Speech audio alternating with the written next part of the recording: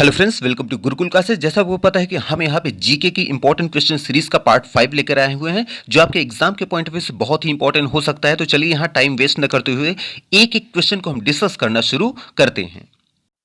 हमारा पहला क्वेश्चन है, भारत के उच्चतम न्यायालय के न्यायाधीश का कार्यकाल कितने वर्ष की आयु तक का होता है। देखिए, अगर आप ध्यान से देखें तो पिछली वीडियो में ऑलरेडी बताया जा चुका है, बट जानते रहिएगा वहां थोड़ा सा मिस्टेक हो गया था। वहां ये बता दिया गया था कि भारत के जो उच्चतम न्यायालय के न्यायाधीश का जो कार्यकाल होता है वो 66 वर्ष की आयु तक होता है, जो कि 66 नहीं 65 होना चाहिए था। तो उसको आप करेक्ट कर लें, इसलिए हमारा ऑप्शन नंबर सी करेक्ट हो जाएगा। हमारा सेकंड क्वेश्चन है, निम्नलिखित में से सबसे पुराना रक्षा बल कौन सा है। तो देखिए, ऑप्शन ए में है सीमा सुरक्षा बल, ऑप्शन बी में है केंद्रीय रिजर्व पुलिस बल, ऑप्शन सी में है असम राइफल्स और ऑप्शन डी में है राष्ट्रीय सुरक्षा गार्ड। तो जानते रहिएगा, इन चारों की बात करें, जो सबसे पुराना रक्षा बल है वो है असम राइफल्स। तो असम राइफल्स देखिए ऑप्शन नंबर सी में है, तो हम सी नंबर को क्लिक कर देंगे।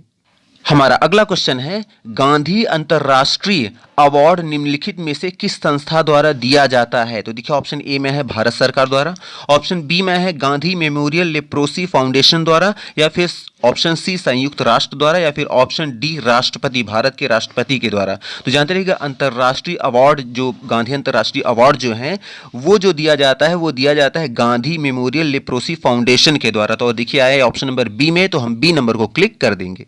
हमारा अगला क्वेश्चन है, भारत में पहली बार राष्ट्रीय स्तर पर असहयोग आंदोलन कब शुरू हुआ। तो जानते रहिएगा, भारत में पहली बार राष्ट्रीय स्तर पर असहयोग आंदोलन जो शुरू हुआ था वो हुआ था 1920 में। तो 1920 देखिए आया है ऑप्शन नंबर सी में, तो हमारा सी नंबर ऑप्शन सही हो जाएगा।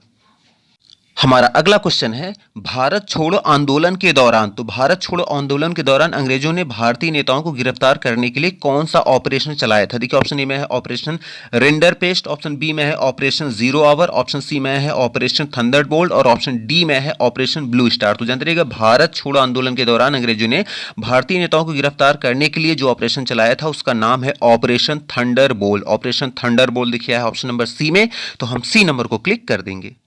हमारा अगला क्वेश्चन है, वेदों की ओर लौटो यह नारा किसने दिया था। तो देखिए, ऑप्शन ए में है स्वामी विवेकानंद, ऑप्शन बी में है स्वामी दयानंद सरस्वती, ऑप्शन सी में है रामकृष्ण परमहंस और ऑप्शन डी में दिया है सभी ने, मतलब तीनों लोगों ने दिया था। तो जानते रहिएगा, वेदों की ओर लौटो यह नारा जिन्होंने दिया था वो दिया था स्वामी दयानंद सरस्वती जी ने। तो स्वामी दयानंद सरस्वती देखिए ऑप्शन नंबर बी में है, तो हम बी नंबर को क्लिक कर देंगे। हमारा अगला क्वेश्चन है, लोकसभा का सदस्य बनने के लिए न्यूनतम आयु कितनी होनी चाहिए। तो देखिए, ऑप्शन ए में है 22, ऑप्शन बी में है 25, ऑप्शन सी में है 33 और ऑप्शन डी में है 35। तो जानते रहिएगा, लोकसभा का सदस्य बनने के लिए जो न्यूनतम आयु जो रखी गई है आयु सीमा वो है 25 वर्ष। तो 25 वर्ष देखिए है ऑप्शन नंबर बी में, तो हम बी नंबर को क्लिक कर देंगे। हमारा अगला क्वेश्चन है, भारत के संविधान की व्याख्या करने के लिए अंतिम प्राधिकरण कौन सा है। देखिए, ऑप्शन ए में आया है राष्ट्रपति, ऑप्शन बी में है प्रधानमंत्री, ऑप्शन सी में है संसद और ऑप्शन डी में है सुप्रीम कोर्ट। तो जानते रहिएगा, भारतीय संविधान की व्याख्या कि भारतीय संविधान क्या है क्या नहीं, उसके नियम कानून क्या है क्या नहीं, इसकी जो व्याख्या करने का जो अंतिम जो बात मानी जाएगी वो मानी जाएगी सुप्रीम कोर्ट की। सुप्रीम कोर्ट ही ये एक्सप्लेन कर सकता है कि भारतीय संविधान क्या है क्या नहीं, इसलिए हमारा जो ऑप्शन नंबर डी होगा हम डी नंबर को क्लिक कर देंगे। हमारा अगला क्वेश्चन है, पीलिया से दुष्प्रभावित होता है। तो पीलिया जो होता है वो किसको इफेक्ट करता है। देखिए, ऑप्शन ए में है अग्न्याशय, ऑप्शन बी में है आमाशय, ऑप्शन सी में है यकृत और ऑप्शन डी में है छोटी आंत। तो जानते रहिएगा, पीलिया जिसे आप जॉइंटिस भी कहते हैं, इसका जो दुष्प्रभाव जो देखा जाता है वो देखा जाता है यकृत पे, जिसे हम लीवर भी कहते हैं। तो देखिए, यकृत कहाँ आया है, देखिए आया है ऑप्शन नंबर सी में, तो हम सी नंबर को क्लिक कर देंगे। हमारा अगला क्वेश्चन है, केंद्रीय औषधि शोध संस्थान जिसे शॉर्ट में CDRI कहते हैं स्थित है। तो ये कहाँ पे है, तो केंद्रीय औषधि शोध संस्थान जो है वो कहाँ स्थित है। तो देखिए, ऑप्शन ए में है नागपुर, ऑप्शन बी में है हैदराबाद, ऑप्शन सी में है लखनऊ और ऑप्शन डी में है मैसूर। तो जानते रहिएगा, केंद्रीय औषधि शोध संस्थान जो है वो लखनऊ में स्थित है। तो लखनऊ देखिए कहाँ आया है, देखिए ऑप्शन नंबर सी में, तो हम सी नंबर को क्लिक कर देंगे। हमारा अगला क्वेश्चन है, टिटनेस नामक रोग निम्न नाम से भी जाना जाता है। इसका मतलब जो टिटनेस नामक जो रोग है, जो बीमारी है, इसको दूसरे नाम से भी जाना जाता है। तो दूसरा नाम क्या है, देखिए ऑप्शन ए में है सिंगल्स, ऑप्शन बी में है काली खांसी, ऑप्शन सी में है लॉक्जा और ऑप्शन डी में है ग्वाइटर। तो जानते रहिएगा, टिटनेस नाम का जो रोग है या दूसरे नाम से जिस नाम से जाना जाता है वह है लॉक्जा। लॉक्जा देखिए ऑप्शन नंबर सी में, तो हम सी नंबर को क्लिक कर देंगे।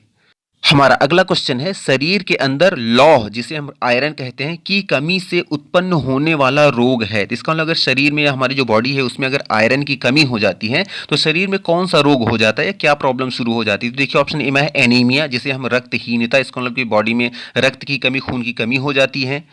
ऑप्शन बी देखिए है रतौंधी, ऑप्शन सी टीबी और ऑप्शन डी में है टिटनेस। तो जानते रहिएगा शरीर के अंदर लौह की कमी से उत्पन्न होने वाला जो रोग है वो है एनीमिया जिसे हम रक्तहीनता या रक्त अल्पता भी कहते हैं। इसलिए हमारा ऑप्शन नंबर ए क्लियर हो जाएगा।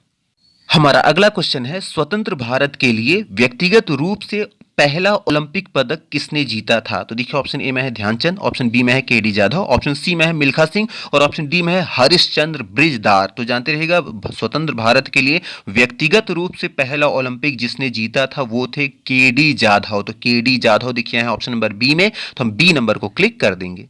हमारा अगला क्वेश्चन है ओलंपिक चिन्ह का क्या अर्थ है। इसका मतलब जो ओलंपिक का जो चिन्ह होता है उस चिन्ह का क्या मतलब होता है, क्या मैसेज देता है। देखिए ऑप्शन ए में है खेल की ललक, ऑप्शन बी में है चैलेंज, ऑप्शन सी में है निरंतरता और ऑप्शन डी में है अखंडता। तो जानते रहिएगा ओलंपिक का जो चिन्ह होता है उसका मतलब होता है, वो जो मैसेज देता है वो निरंतरता का मैसेज देता है, संदेश जो देता है वो निरंतरता का देता है। इसलिए हमारा ऑप्शन नंबर जो सी होगा, सी नंबर को हम क्लिक कर देंगे। हमारा अगला क्वेश्चन है राष्ट्रकूट वंश की स्थापना किसने की थी। तो देखिए ऑप्शन ए में है कृष्ण प्रथम, ऑप्शन बी में है दंतिदुर्ग, ऑप्शन सी में है इंद्रदिति और ऑप्शन डी में है इनमें से कोई नहीं। तो जानते रहिएगा राष्ट्रकूट वंश की जिन्होंने स्थापना की थी वो थे दंतिदुर्ग। तो दंतिदुर्ग देखिए आए हैं ऑप्शन नंबर बी में, तो हम बी नंबर को क्लिक कर देंगे। हमारा अगला क्वेश्चन है भारत की रुई अन्य रुइयों से अधिक सफेद है, यह विचार किसका था। मतलब ये किसने कहा था कि भारत की जो रुई होती है वो अन्य रुइयों से बहुत ज्यादा सफेद होती है। देखिए ऑप्शन ए में है अलेक्जेंडर, ऑप्शन बी में है हेरोडोटस, ऑप्शन सी में है मेगास्थनीज और ऑप्शन डी में है अशोक। तो जानते रहिएगा भारत की रुई अन्य रुइयों से अधिक सफेद है, यह विचार है मेगास्थनीज का। मेगास्थनीज देखिए ऑप्शन नंबर सी में, तो हम सी नंबर को क्लिक कर देंगे। हमारा अगला क्वेश्चन है 10 राजाओं का युद्ध किस नदी के किनारे हुआ था। देखिए ऑप्शन ए में है वितस्ता, ऑप्शन बी में है गंगा, ऑप्शन सी में है सिंधु और ऑप्शन डी में है परुषणी। तो जानते रहिएगा 10 राजाओं का जो युद्ध हुआ था वो हुआ था परुषणी नदी के किनारे। तो परुषणी नदी देखिए है ऑप्शन नंबर डी में, तो हम डी नंबर को क्लिक कर देंगे। हमारा अगला क्वेश्चन है कुषाणों ने किसके सिक्के चलाए थे। तो देखिए ऑप्शन ए में है सोने, ऑप्शन बी में है चांदी के सिक्के, ऑप्शन सी में है तांबे के और ऑप्शन डी में है उपयुक्त सभी। तो जानते रहिएगा जो कुषाण शासक जो थे उन्होंने सोने, चांदी, तांबे तीनों के ही सिक्के चलाए थे अपने शासनकाल में। इसलिए हमारा ऑप्शन नंबर जो डी हो गया उपयुक्त सभी, हम डी नंबर को क्लिक कर देंगे। हमारा अगला क्वेश्चन है गौतम बुद्ध की मां महाकाया किस वंश से थी। देखिए ऑप्शन ए में है लिच्छवी, ऑप्शन बी में है सोलंकी, ऑप्शन सी में आया है शाक्य और ऑप्शन डी में है लोकी है। तो जानते रहिए गौतम बुद्ध की मां जो महाकाया थी वो जिस वंश से संबंधित थी वो वंश है कोलीय। तो कोलीय देखिए ऑप्शन नंबर डी में है, तो हम डी नंबर को क्लिक कर देंगे।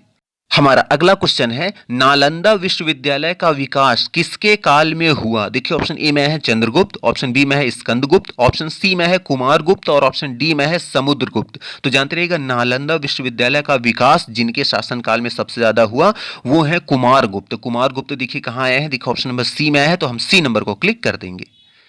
हमारा अगला क्वेश्चन है बौद्ध धर्म की शिक्षाओं के बारे में कौन सा ग्रंथ बताता है। देखिए ऑप्शन ए में है अभिधम्म पिटक, ऑप्शन बी में है विनय पिटक, ऑप्शन सी में है सूत पिटक और ऑप्शन डी में है ए और बी दोनों। तो जानते रहिएगा बौद्ध धर्म की शिक्षाओं के बारे में जो ग्रंथ बताता है वो है सुत्त पिटक। सुत्त पिटक देखिए कहाँ है, देखिए ऑप्शन नंबर सी में है, तो हम सी नंबर को क्लिक कर देंगे। हमारा अगला क्वेश्चन है कूका आंदोलन किस राज्य से संबंधित है। देखिए ऑप्शन ए में है असम, ऑप्शन बी में है पंजाब, ऑप्शन सी में है महाराष्ट्र, ऑप्शन डी में है बंगाल। तो जानते रहिएगा कूका आंदोलन जो है ये पंजाब राज्य से संबंधित है। तो पंजाब देखिए कहाँ है, देखिए ऑप्शन नंबर बी में, तो हम बी नंबर को क्लिक कर देंगे। हमारा अगला क्वेश्चन है भारत में स्वदेशी आंदोलन की शुरुआत किसके दौरान हुई। देखिए ऑप्शन ए में है गांधी का चंपारण सत्याग्रह, ऑप्शन बी में है बंगाल विभाजन विरोधी आंदोलन, ऑप्शन सी में है रॉलेट एक्ट का विरोध और ऑप्शन डी में है 1919 से 22 का पहला असहयोग आंदोलन। तो जानते रहिएगा हमारा जो सही आंसर है वो है ऑप्शन नंबर बी बंगाल विभाजन विरोध आंदोलन। तो इसलिए हम बी नंबर को क्लिक कर देंगे।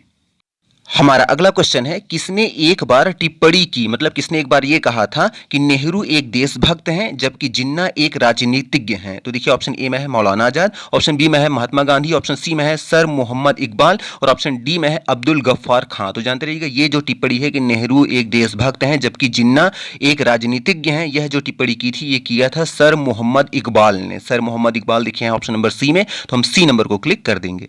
हमारा अगला क्वेश्चन है, सांची स्तूप किस काल में बना। तो देखिए ऑप्शन ए में है मौर्य काल, ऑप्शन बी में है शुंग काल, ऑप्शन सी में है कुषाण वंश और ऑप्शन डी में है गुप्त वंश। तो जानते रहिएगा सांची का जो स्तूप है ये जो बना था ये शुंग काल में बना था। तो शुंग देखिए है ऑप्शन नंबर बी में, तो हम बी नंबर को क्लिक कर देंगे।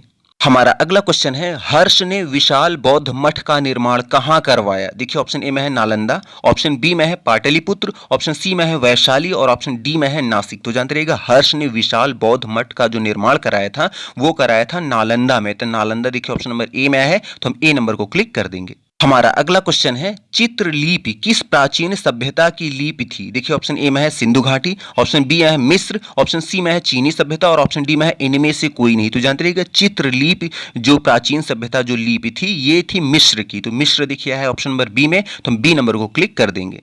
हमारा अगला क्वेश्चन है, भारत का नेपोलियन किसे कहा जाता है। देखिए ऑप्शन ए में है स्कंदगुप्त, ऑप्शन बी में है श्रीगुप्त, ऑप्शन सी में है समुद्रगुप्त और ऑप्शन डी में है अशोक। तो जानते रहिएगा भारत का जो नेपोलियन कहा जाता है वो कहा जाता है समुद्रगुप्त को। तो समुद्रगुप्त देखिए है ऑप्शन नंबर सी में, तो हम सी नंबर को क्लिक कर देंगे। हमारा अगला क्वेश्चन है, सिंधु घाटी सभ्यता में जौ, गन्ना, चावल, मटर में से किसका साक्ष्य नहीं मिलता। इसका मतलब सिंधु घाटी की जो सभ्यता है उसमें जो कुछ ये अन्न अनाज के कुछ नाम दिए गए हैं, जैसे हो गया जौ हो गया, गन्ना हो गया, चावल हो गया और मटर हो गया, इनमें से किसके साक्ष्य नहीं मिलते। इसका मतलब कि ये शायद इस चीज के बारे में नहीं जानते थे। ऑप्शन ए में लिखा है जौ और गन्ना, ऑप्शन बी में है चावल और जौ, ऑप्शन सी में है केवल गन्ना और ऑप्शन डी में है केवल जौ। तो जानते रहिएगा सिंधु घाटी सभ्यता में जौ, गन्ना, चावल, मटर में से जानते रहिएगा जो सिंधुवासी जिसके बारे में नहीं जानते थे वो है केवल गन्ना। तो केवल गन्ना देखिए ऑप्शन नंबर सी में है, तो हम सी नंबर को क्लिक कर देंगे।